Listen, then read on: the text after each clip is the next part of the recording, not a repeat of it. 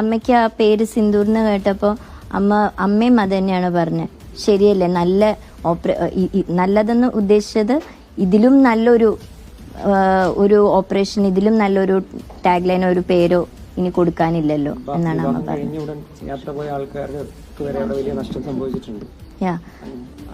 ആ കുട്ടിക്കും ഇതിലൊരു കംഫർട്ട് കാണട്ടെ.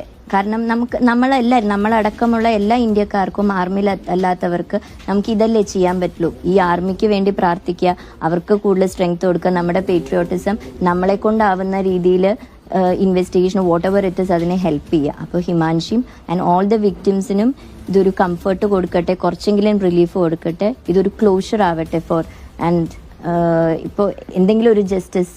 കശ്മീരിലെ വലിയൊരു അങ്കലാപ്പുണ്ട്, തിരിച്ചടി ഉണ്ടാവുമോ എന്ന കാര്യത്തിലൊക്കെ. അവിടുത്തെ സാധാരണ ജനങ്ങൾ തങ്ങളെ കണ്ട സ്ഥലം കൂടിയാണല്ലോ. അപ്പം അതെനിക്ക് അറിയില്ല.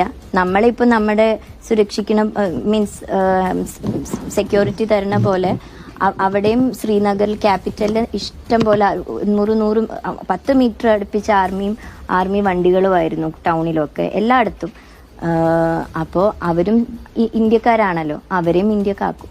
അവരെ നമ്മൾ വേറെ ആയിട്ട് കാണണ്ടല്ലോ, അവരും നമ്മൾ തന്നെയാണ്, നമ്മളിൽ ഒരാളാണ്. അപ്പോൾ അവരും നമ്മളെ പോലെ അഭിമാനിക്കുന്നുണ്ടാവും. അവർക്കും ജീവിതമാർഗമാണ് ടൂറിസം. അത് ഇനിയും വളരട്ടെ. India safe ആയിട്ടിരിക്കട്ടെ.